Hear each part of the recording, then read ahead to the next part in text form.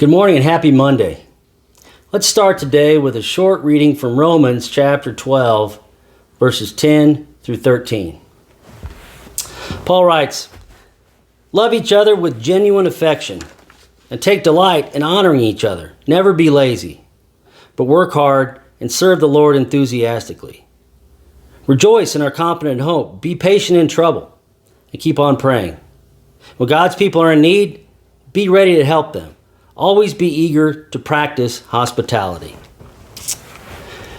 You know, when it came to matters of faith, I don't think anyone would ever accuse old John Wesley of equivocating or being indecisive.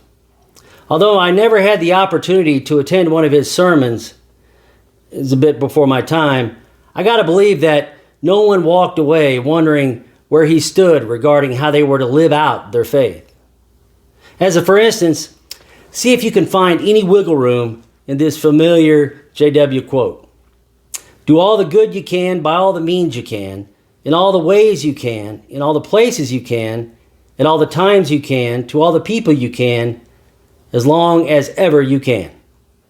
Now, reading between the lines, John's saying that when it comes to serving others in a manner fitting of a child of God, you might as well check your excuses at the door and get busy.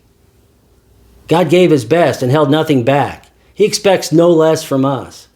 After all, when it's all said and done, God's not going to judge us on how much wealth we've amassed or how much stuff we've acquired. He will, though, hold us accountable for how we handled a lifetime of opportunities to serve and share ourselves with our neighbors. Already knowing the answer, I can imagine God asking us questions like this on our final performance review. Did you take every opportunity to reach out to others in service, or did you serve only when it was convenient? When you served, did you give your best, or did you offer your second best and keep the good stuff for yourself? And speaking of that, have you ever heard about the Umbrella Lady of London? She might not have fared too well on her life's performance review. It seems that one day, while walking with some children, Queen Mary was caught in a sudden downpour. And quickly taking shelter on the porch of a home, she knocked at the door and asked to borrow an umbrella.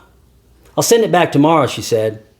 Now, the queen had deliberately disguised her appearance by putting on a hat that partly covered her face and by wearing some very plain clothes.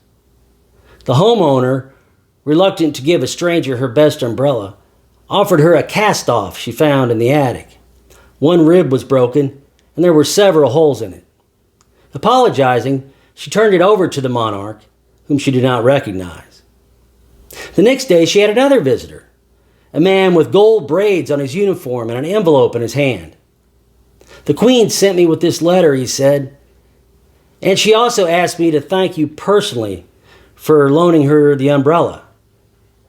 Stunned, the woman burst into tears. "Oh, I had the opportunity to give her my best, and I missed it," she cried. It's too bad the umbrella lady didn't have the benefit of hearing Wesley preach. If she had, she most likely wouldn't have learned the hard way that when we fail to bless others, we forgo the greatest blessings of all. Just something to think about. So keep on looking up, keep on loving and serving one another. God's got this, and we'll see you tomorrow.